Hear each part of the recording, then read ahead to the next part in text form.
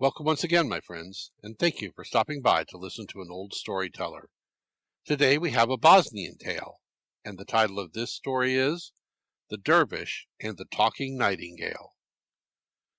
In a prosperous town surrounded by orchards and low hills, merchants prided themselves on their success.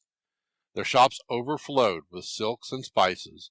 Their houses were built with carved wooden balconies and inner courtyards shaded by fig trees. Coins clinked in leather pouches, but doors did not open easily to the poor. Though wealth increased, generosity did not follow. Beggars were turned away with excuses. Travelers were offered words instead of bread. Charity, once considered sacred duty, had become rare. Yet the townspeople did not see themselves as unjust.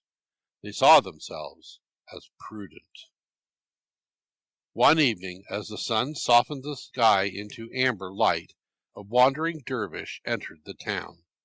His robe was simple, his sandals worn thin. In his hand he carried only a wooden staff. His face bore no bitterness, only quiet awareness.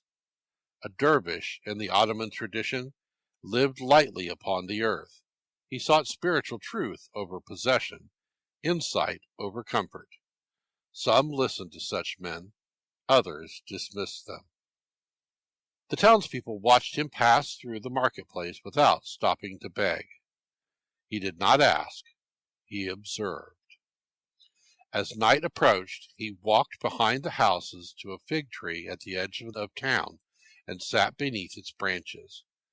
Then he closed his eyes in prayer. From within the branches above him came a soft, melodic sound. A nightingale. Its sound flowed clear and intricate, weaving through the evening air like silver thread. The dervish opened his eyes and listened. Then the melody shifted. The bird's voice took on words. "Why do you rest beneath this tree, traveler?" The dervish did not startle. His life had taught him that wisdom often speaks from unexpected forms. "I rest where there is shade," he replied gently, "and when and where there is truth." The nightingale fluttered lower. "The town is rich," the bird said, "but its spirit is poor." The dervish inclined his head. "Then sing what they refuse to hear." The following morning, townspeople awoke to a strange sound drifting from the fig tree at the town's edge. The nightingale sang not in ordinary notes, but in clear human speech carried upon melody.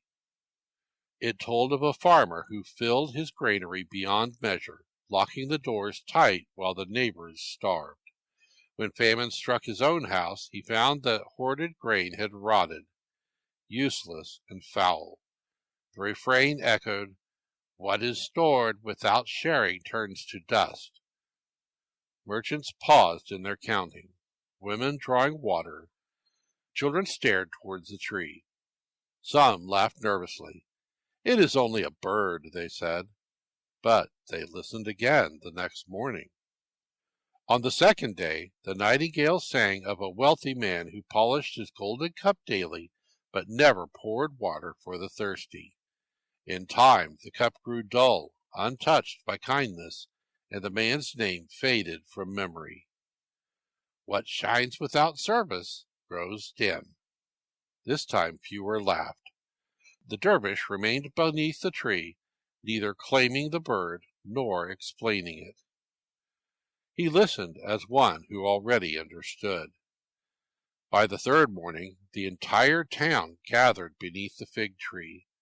The nightingale sang of scales that weighed coins heavier than compassion, of houses built high but hearts kept low, of prayers spoken without generosity.